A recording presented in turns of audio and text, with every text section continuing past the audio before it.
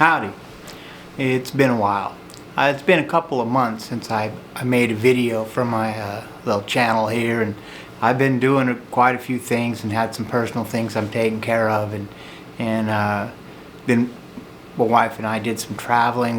We went back down to the lower Pecos region of Texas near Comstock, back down to Seminole Canyon, and did some things down there. And I'm going to talk about one specific thing we did down there, a place that I visited while we were there. Anyways, and the way it kind of goes is when I've got something that I want to share with you, I'll make a video. I don't really have a set schedule. I'm not trying to do so many a month or so many a week or whatever. So anyways, try to keep it interesting.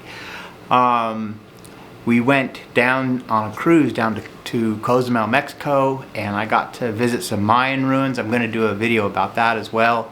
But today I want to talk about a place down in Comstock, Texas, called the White Shaman shelter. Now I'll give you a little background. In this area of Texas, there's a lot of canyons that basically feed into the Pecos River, feed into the Rio Grande River, and these canyons have these rock shelters in that are carved out of the limestone. And for thousands of years, people who were staying there either on a permanent or temporary basis, we're not really sure, think they were sort of hunter-gatherer types, made big paintings and murals in these rock shelters. I talked about one that's in Seminole Canyon called the Fate Bell Shelter, and I made a video about that called Ghosts of Seminole Canyon. If you're interested, you can watch that one as well. The White Shaman shelter is located sort of across the street and down a ways towards the 90 bridge, and it's on private property. It's fenced, it's gated. The only way to get access to this shelter is you have to go to the Whitty Museum website, WITTE, and it's located in San Antonio, but on their website they have a place where you can sign up for tours, and all the instructions are there. So if you're interested, Google Whitty Museum San Antonio, and that'll get you there. The White Shaman shelter is, there's a lady who's Dr. Carolyn Boyd, who was a prominent sort of mural artist in the Houston area, and did all kinds of, made a living doing art down there, and then got so enamored with this artwork that she was seeing on these canyons down there that she actually moved down to the area, went to school, got a PhD in archaeology, and she's one of the renowned experts, or maybe even the renowned expert on these artworks that are in this canyon. And she's written a couple of books that I've read. That if you're interested in the topic, you can Google Carolyn Boyd and the White Shaman shelter and the Lower Pecos artwork. Here.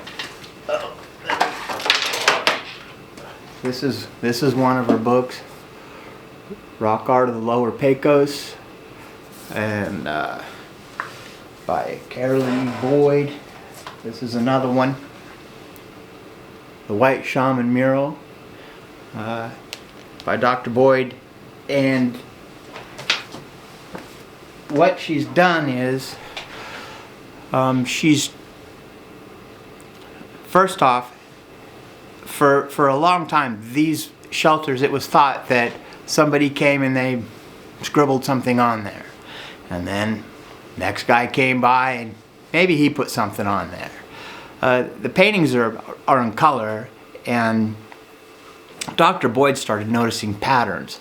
Like certain colors were laid down as a base. Like the whole mural was traced out, and they'd put the black first, and then they'd put, you know, the white, and then they'd put the yellow, and then they put the red. Now that might not be the precise order off the top of my head here, but you get the picture. It was done intentionally, and then she also started sort of putting together a story that the mural was telling. It wasn't just indiscriminate figures and things put on this wall. This was actually sort of a prehistoric novel that was, and the White Shaman shelter is a creation story. It starts with the creation of the sun, and then as it progresses through, it shows how the people who made the mural, how they think they came to be on this land, led there by a female figure, a white shaman, who we believe is somewhat like a moon god, and they believe they followed this white shaman here by boat. She led them to North America, basically. There's all kinds of interesting things about this story, and the book goes into a lot of detail on that. I was there and I took some pictures now, and I'm going to show those to you and talk a little bit about that. Couple of things.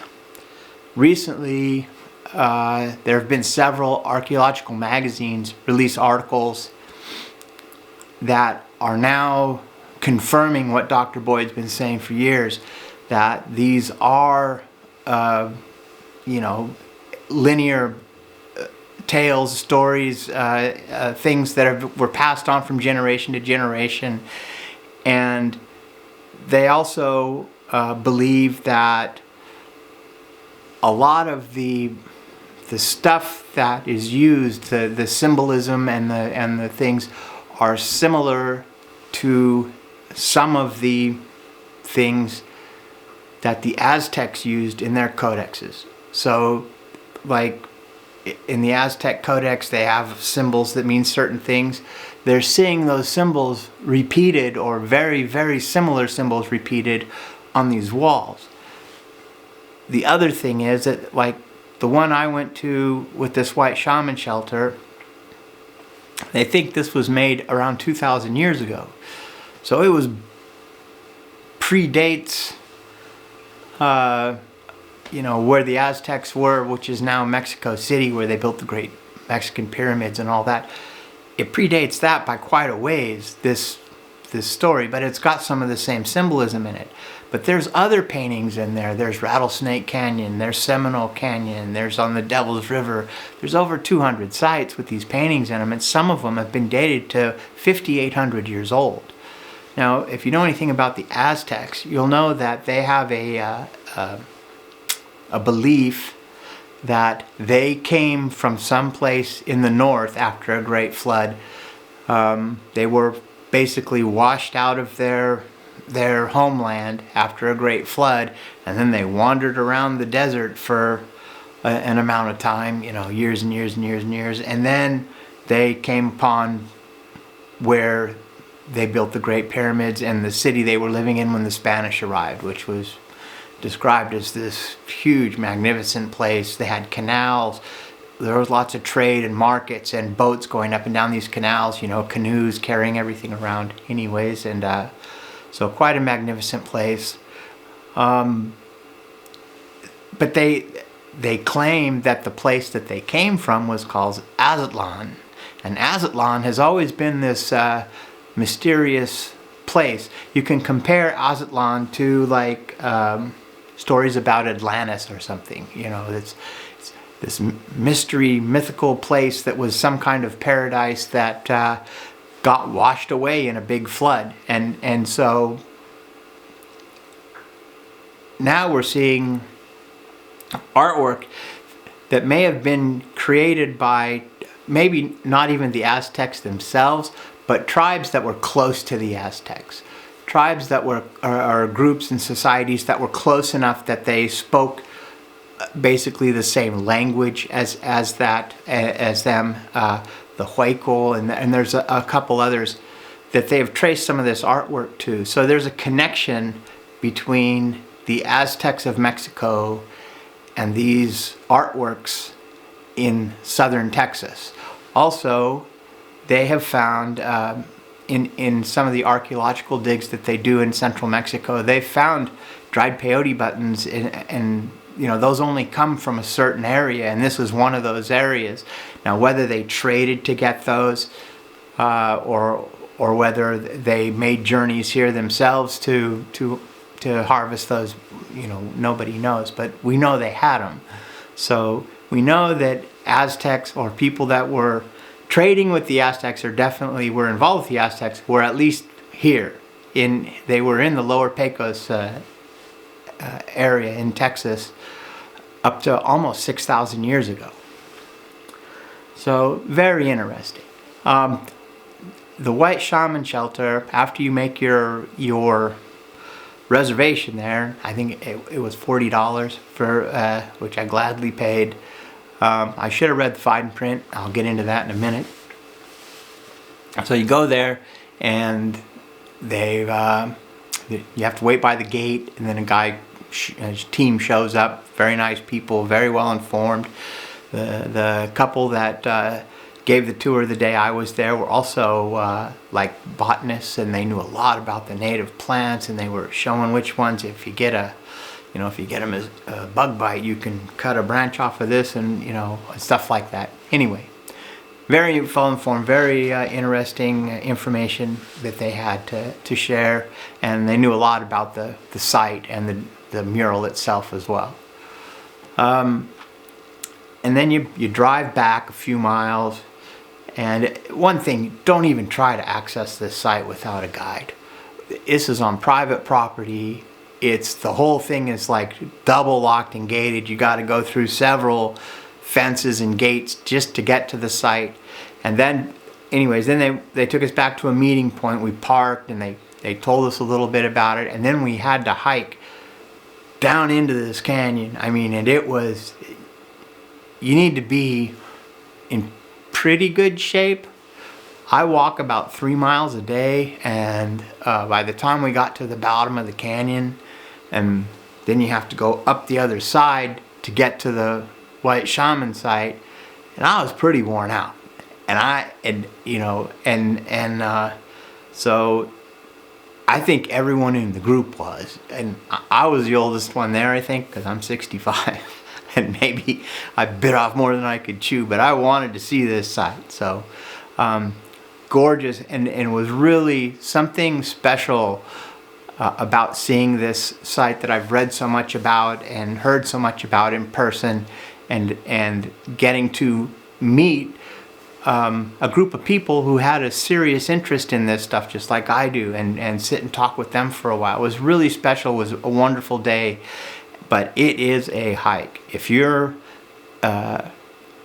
you should be walking at least 4 to 5 miles a day maybe to get in shape, or you're the type of person that goes to the gym and jogs and stuff, you're probably okay. But it's a hike down there, and then on the way back up, it's more of a hike. They said the trip out of the canyon is equivalent to climbing 50 flights of stairs. So I made it. Yay! Will I be doing it again? Nope. I'm probably lucky. Everything was okay. And like I said, I'm glad I did it, but once was enough. I took a lot of pictures, and enjoyed it thoroughly. At the end of February, they have a meeting there where it's like a Canyon Art Society or something like that, and they have a big get together, and they camp out and break the guitars out in the evening, and they have like 20 different tours or something you can sign up for during the weekend, and that I can't make it to that this year, but next year I think I'm going to plan on that in February. I really would love to see. They do Rattlesnake Canyon, they do Eagle's Nest Canyon. Eagle's Nest Canyon it has pre-Clovis history, so there have been people in that canyon for longer than 12,000, 13,000 years. This whole area, if you're into the prehistory of the Americas, this is a very, very important area. There was just a lot of activity here. There are places that I walk through when I'm going through the desert there where you can tell they were quarrying for chert. They're taking these big chunks of limestone and busting them open, and there's just broken limestone everywhere. And they were looking for for chert to make stone tools out of. You see flakes everywhere. And so there's just a lot of prehistory here. And just even camping at Seminole Canyon, and then go for a walk, go for a hike down towards the Rio Grande, or you know, one of the canyons they have there. And you can just, it's almost like you can feel the primitive nature of the place in the air. It's like you can reach out and touch it. It's just an amazing feeling. I go there every year, and I always can't wait to go back. You know, I mean, I like to go there December, November, December, January are real nice times to go there. End of February, March, it's also, they don't have much of a winter there, but if they do have one, it can get cold. But for the most part, the winter weather there is pretty nice, and it's a nice place to visit in the winter. This White Shaman shelter, and now with the tie-in to possible Aztec connections, and now with these you know, printed, published articles about the artwork there, and how these it's now verified fact. These are not random things. There's stories to be told here. We just need to figure out exactly what the story is, and every story they figure out, like Dr. Boyd has got this White Shaman site figured out. That book goes through every figure that's on the site and what it is, what it represents, and it follows the timeline of this going through from one end to the other. And this is a fairly short mural compared to some of the other ones. And as you figure out, well, this is what they're talking about with this figure. This is what they're talking about over here. This is this. Well, it makes the other ones make sense as well. Then you've got tools you can use to start interpreting the stories and novels from the other sites in the area. And I think that's the ultimate goal, is to, this is sort of looked at as, yeah, I don't want to, as a type of hieroglyphics maybe. I mean, it's different than that though. But it's in the same vein. You've got certain symbols, certain figures that represent certain things. This moon goddess in the White Shaman shelter is headless. And people say, why is she headless? Well, there's a couple things. And right behind her is this big thing. It looks like a giant catfish. And the giant catfish, if you look at it close enough, it has some, in the body and the tail, it looks like there's some constellations mapped out in there. To me. Now, this isn't in the book. This is just something I noticed on my own. But on the winter solstice, as the sun sets in that canyon, the shadow beheads that White Shaman figure just on a straight line, straight across. It just comes up. And so is this something representing the winter solstice? Saying, hey, this happened around this time, or this is a marker. We know when this happens, we need, you know, there's stuff we need to do. Possible. Is the headless White Shaman, who they believe is a moon goddess, does that represent a new moon? Maybe this is where the stars were during the new moon when we made this journey to the, you know, to this land. Also, this is a story that was written on this cave about 2,000 years ago, and you look right beneath the White Shaman, and there's a man in a boat. So he's making this journey to this new world, following this moon and stars by boat. He arrives in this land by boat, not from a land bridge from the north hiking all the way down.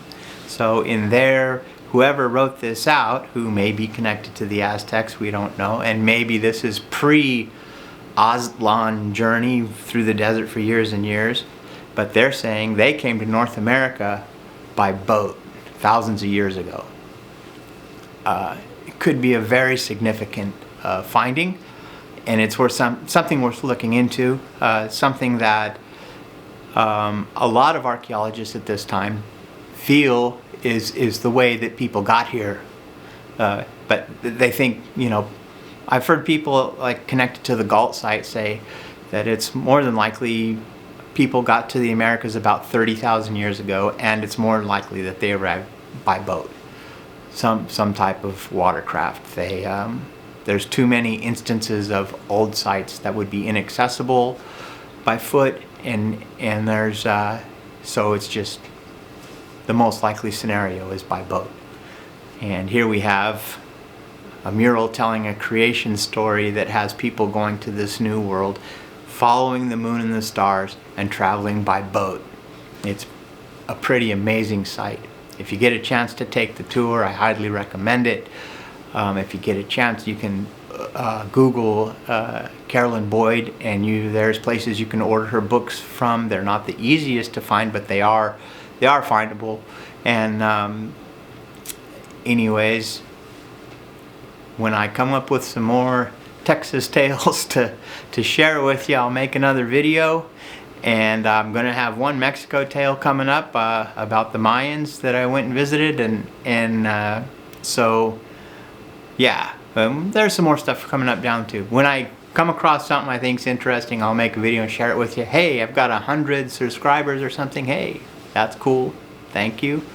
And I think a year ago I had about 30, so somehow over this year I decided to make, you know, some little videos about the places I visit in Texas and what I was doing there, and a few people found it interesting enough to hit the follow me around button or whatever it is. So right on, thank you. And if you've got a YouTube channel and you've got some stuff you're posting, please leave a comment or leave a link or something, and I'll go follow you back. And I love to, you know, I watch YouTube quite a bit because I don't watch regular TV much anymore. The news is depressing, and yeah, anyways. So I like the stuff you guys make better than what's on TV. I'll put it that way. So take it easy, and we'll see you later. Bye.